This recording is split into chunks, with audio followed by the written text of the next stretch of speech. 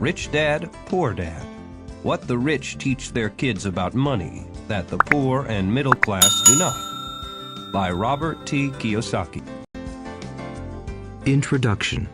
Rich Dad, Poor Dad. Having two dads offered me the choice of contrasting points of view, one of a rich man and one of a poor man. I had two fathers, a rich one and a poor one. One was highly educated and intelligent. He had a Ph.D. and completed 4 years of undergraduate work in less than 2 years.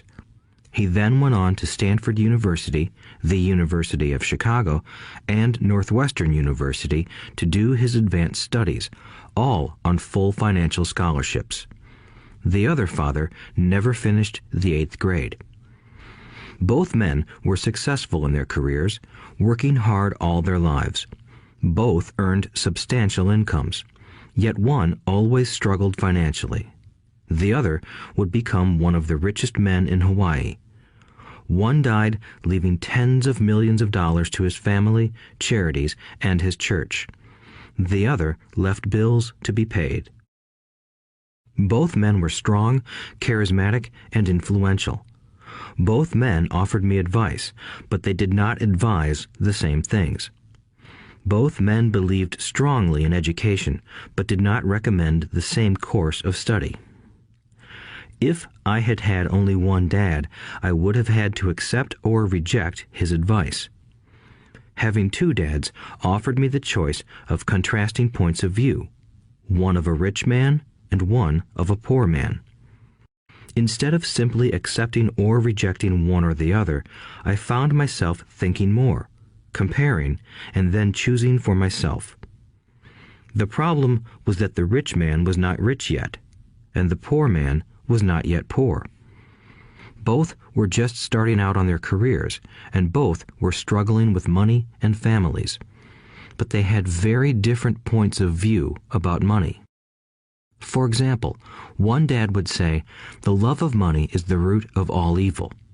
The other said, "The lack of money is the root of all evil." As a young boy, having two strong fathers, both influencing me, was difficult. I wanted to be a good son and listen, but the two fathers did not say the same things. The contrast in their points of view, particularly about money, was so extreme that I grew curious and intrigued. I began to start thinking for long periods of time about what each was saying. Much of my private time was spent reflecting, asking myself questions such as, "Why does he say that?" and then asking the same question of the other dad's statement. It would have been much easier to simply say, "Yeah, he's right, I agree with that," or to simply reject the point of view by saying, "The old man doesn't know what he's talking about." Instead, having two dads whom I loved forced me to think and ultimately choose a way of thinking for myself. As a process, choosing for myself turned out to be much more valuable in the long run than simply accepting or rejecting a single point of view. One of the reasons the rich get richer, the poor get poorer, and the middle class struggles in debt is that the subject of money is taught at home, not in school. Most of us learn about money from our parents, so what can poor parents tell their child about money? They simply say, "Stay in school and study hard." The child may graduate with excellent grades, but with a poor person's financial programming and mindset. Sadly, money is not taught in schools. Schools focus on scholastic and professional skills, but not on financial skills. This explains how smart bankers, doctors, and accountants who earned excellent grades may struggle financially all of their lives. Our staggering national debt is due in large part to highly educated politicians and government officials making financial decisions with little or no training in the subject of money. Today, I often wonder what will soon happen when we have millions of people who need financial and medical assistance. They will be dependent upon their families or the government for financial support. What will happen when Medicare and Social Security run out of money? How will a nation survive if teaching children about money continues to be left to parents, most of whom will be, or already are, poor? Because I had two influential fathers, I learned from both of them. I had to think about each dad's advice, and in doing so, I gained valuable insight into the power and effect of one's thoughts on one's life. For example, one dad had a habit of saying, "I can't afford it." The other dad forbade those words to be used. He insisted I ask, "How can I afford it?" One is a statement, and the other is a question. One lets you off the hook, and the other forces you to think. My soon-to-be rich dad would explain that by automatically saying the words, "I can't afford it," your brain stops working. By asking the question, "How can I afford it?" your brain is put to work. He did not mean that you should buy everything you want. He was fanatical about exercising your mind, the most powerful computer in the world. He'd say, "My brain gets stronger every day because I exercise it. The stronger it gets, the more money I can make." He believed that automatically saying, "I can't afford it," was a sign of mental laziness. Although both dads worked hard, I noticed that one dad had a habit of putting his brain to sleep when it came to finances, and the other had a habit of exercising his brain. The long-term result was that one dad grew stronger financially and the other grew weaker. It is not much different from a person who goes to the gym to exercise on a regular basis versus someone who sits on the couch watching television. Proper physical exercise increases your chances for health, and proper mental exercise increases your chances for wealth. My two dads had opposing attitudes, and that affected the way they thought. One dad thought that the rich should pay more in taxes to take care of those less fortunate.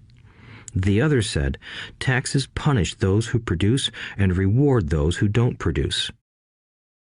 One dad recommended, study hard so you can find a good company to work for.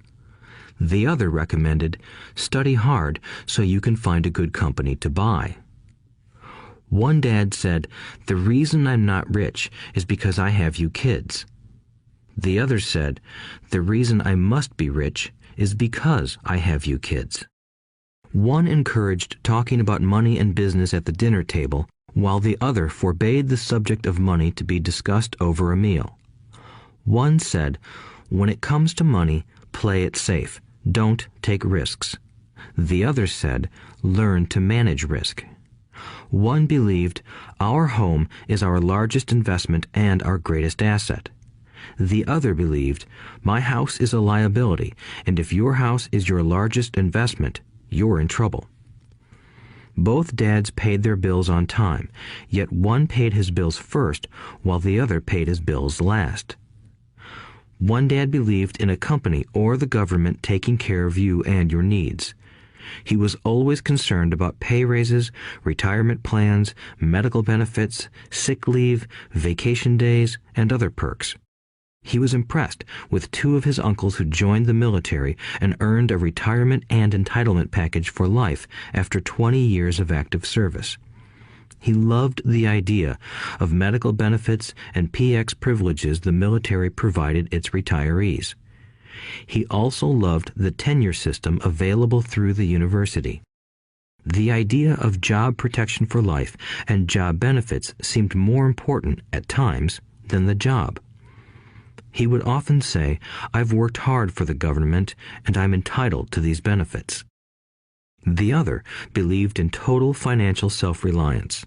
He spoke out against the entitlement mentality and how it created weak and financially needy people. He was emphatic about being financially competent.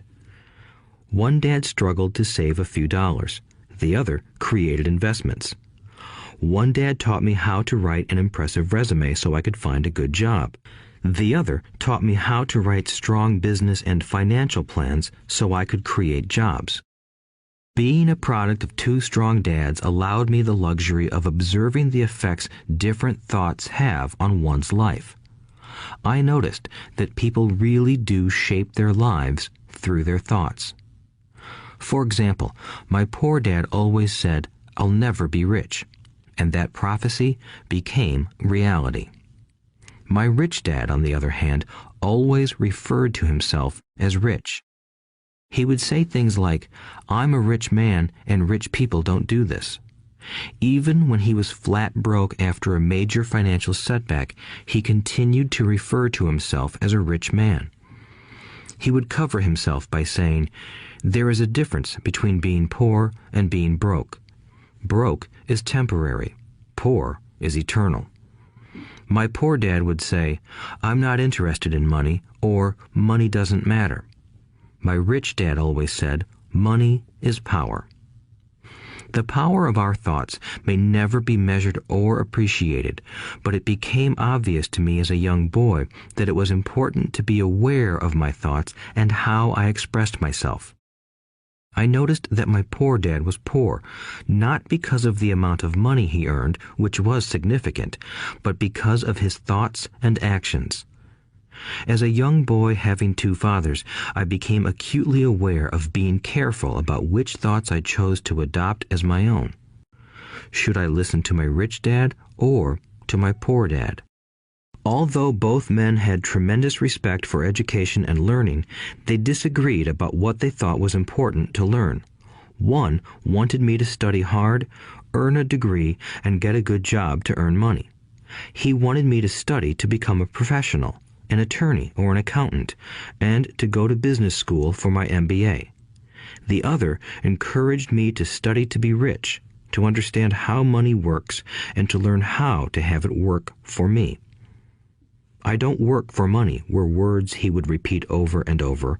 "Money works for me." At the age of 9, I decided to listen to and learn from my rich dad about money. In doing so, I chose not to listen to my poor dad, even though he was the one with all the college degrees. A lesson from Robert Frost. Robert Frost is my favorite poet. Although I love many of his poems, my favorite is "The Road Not Taken." I use its lesson almost daily. Over the years, I have often reflected upon Robert Frost's poem. Choosing not to listen to my highly educated dad's advice and attitude about money was a painful decision, but it was a decision that shaped the rest of my life. Once I made up my mind about whom to listen to, my education about money began.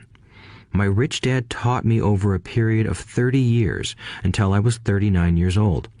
He stopped once he realized that I knew and fully understood what he had been trying to drum into my often thick skull. Money is one form of power, but what is more powerful is financial education. Money comes and goes, but if you have the education about how money works, you gain power over it and can begin building wealth. The reason positive thinking alone does not work is because most people went to school and never learned how money works, so they spend their lives working for money. Because I was only 9 years old when I started, the lessons my rich dad taught me were simple, and when it was all said and done, there were only 6 main lessons repeated over 30 years. This audiobook is about those 6 lessons, put as simply as possible, just as simply as my rich dad put forth those lessons to me. The lessons are meant not to be answers, but guideposts that will assist you and your children to grow wealthier no matter what happens in a world of increasing change and uncertainty.